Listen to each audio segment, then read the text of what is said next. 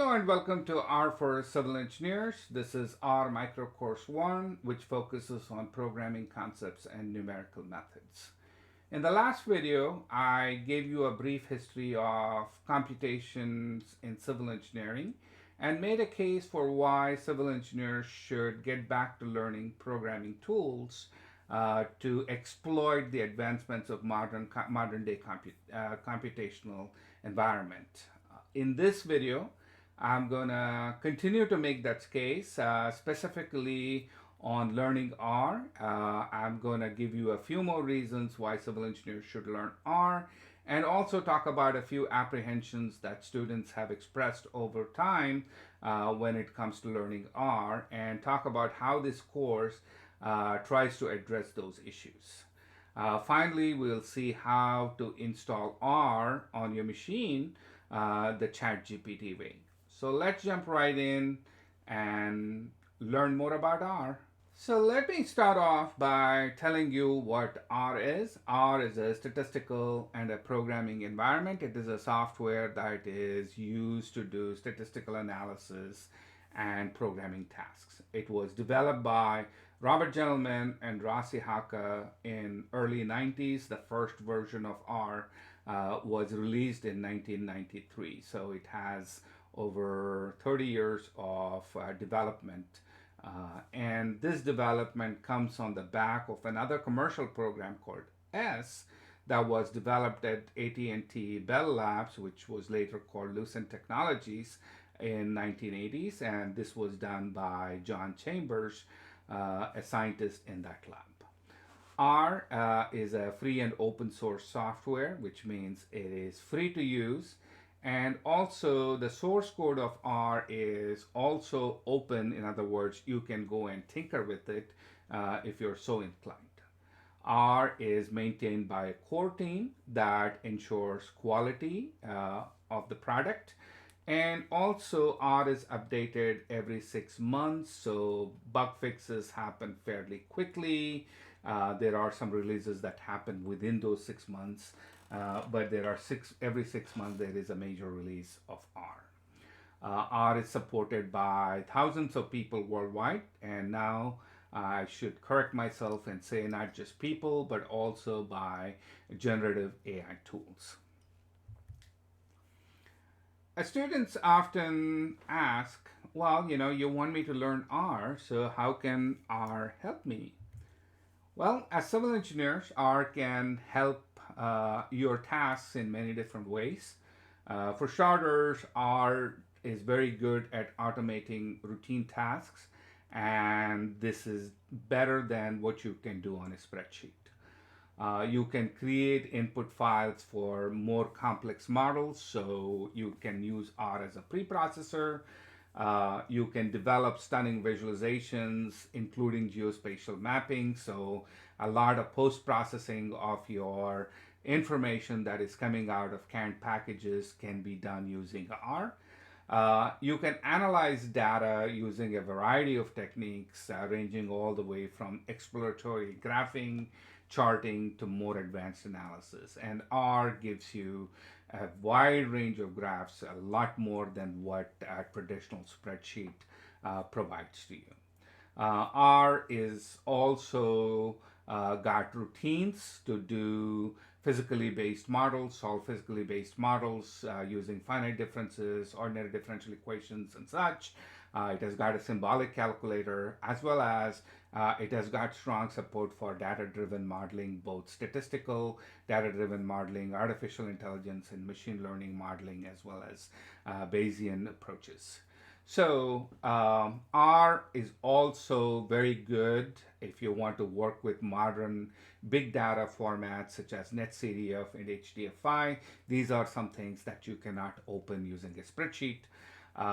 You stand to gain from the efforts of thousands of libraries that have been written by others. So chances are, if you want to do something, there is a library out there. So your choice is it easier for me to rewrite the code for myself or spend some time searching to find the right library that can do the job for me? Of course, given that R is updated continually, means that it is always at the cutting edge, and in line with any updates that happen to on the hardware side or on the operating system side. So you benefit from that. There is no lag, which you'll typically notice with commercial software. So in closing, R is a one-stop shop for all your CE analysis and modeling needs. So if you were to spend time learning one program, I certainly would say start with R. A few more reasons. R is quickly being embraced by civil engineers. There is a lot of activity in R in all disciplines of civil engineering. Structures, people are using it for writing finite element, performing finite element analysis. You can do Monte Carlo and probabilistic analysis. There is a library called Finite R, which is used for doing finite element analysis. Transportation planning tends to be a very data driven field. So, needless to say, R is used widely by transportation engineers.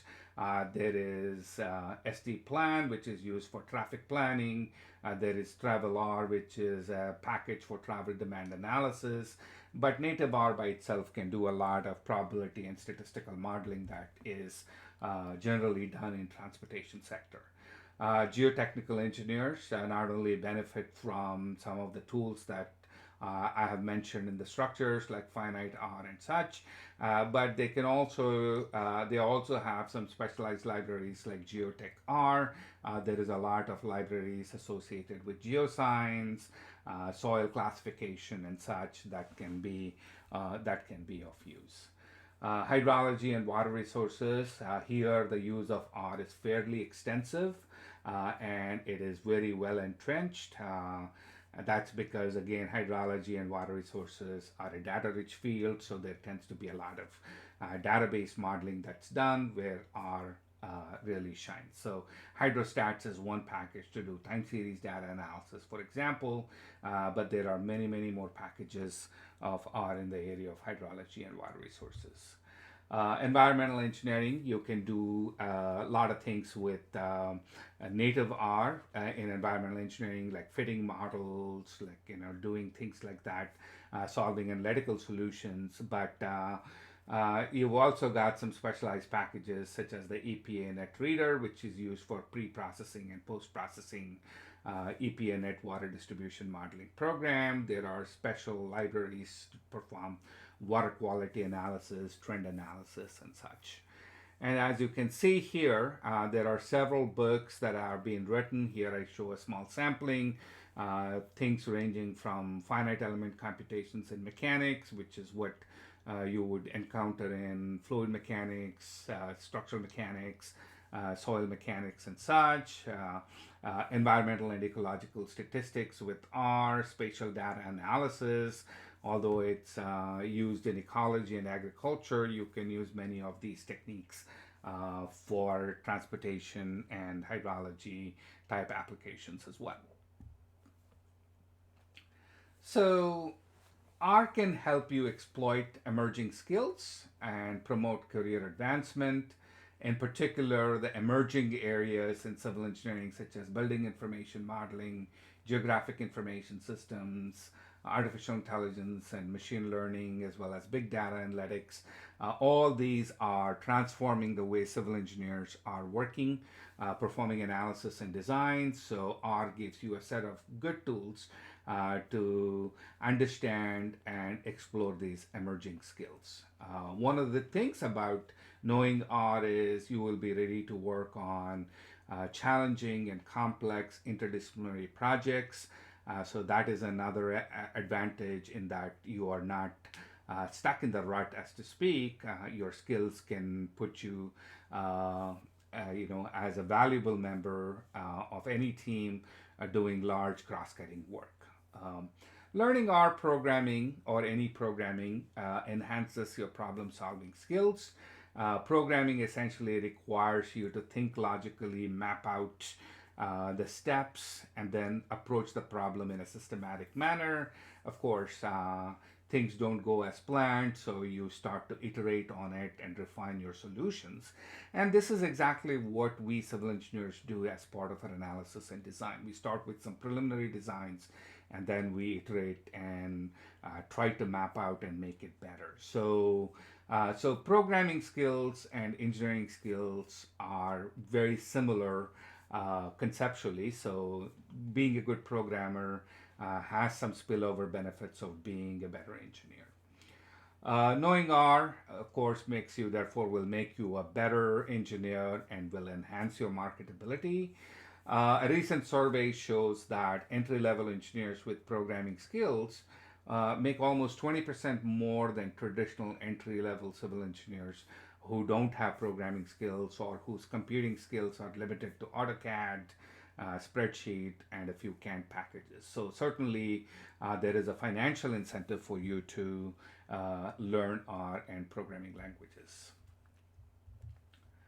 So, when it comes to learning R, there is a lot of apprehension on part of the students. Firstly, many students find learning R to be daunting and challenging, and as I explored in the last lecture, part of that is because we don't train our students very much on programming these days, or we don't emphasize that skill in our curricula. So clearly, having some apprehension or being feeling daunted is a natural part of the process. And I've heard some students go to the extent of saying, "Well, I chose civil engineering because I did not want to code."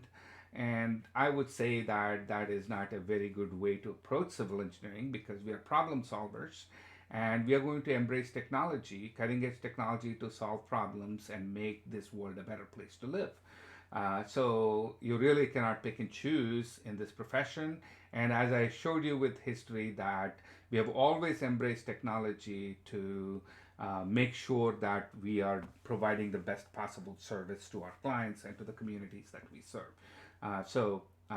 Clearly, it is a daunting task, but I don't want you to shy away thinking you'll not be able to do it. Another problem that students face is that R is a very vast ecosystem. This is especially when students try to memorize certain syntax and approach it from that learning modality. Certainly, you're not going to get very far if you do that. The idea here is not to memorize things, have a few concepts, and then be willing to search for information. Okay. One thing that has happened is the advent of generative AI. And generative AI, there have been claims made that generative AI will essentially replace all programmers and coders. So some students will say, why do I need to know why I should learn this if generative AI is going to replace all of this? Well, for starters, generative AI is not where people are saying it is. So still, yes, it can help you a lot. It can do a lot of good things for you. But you still need to check whether what is coming out of generative AI is correct. Many times it may not be the case. And also, what you get out of generative AI really depends on what you put in it, which means you should be able to ask right questions to get mostly right answers or almost right answers from generative AI, at least at this stage. So knowing some R will help you use this tool in a much better way than simply not knowing R and relying solely on generative AI. So, based on these experiences, apprehensions, and interactions with students, we have developed this short course series, our learning model. Our learning model is application focused. So, we're going to talk a little bit about theory, but not in a larger depth. Okay? We will contextualize our learning to civil engineering examples because this is something that you will not find when students search the web. They don't find civil engineering examples. So they find some code, they're not sure whether that applies to civil engineering or not.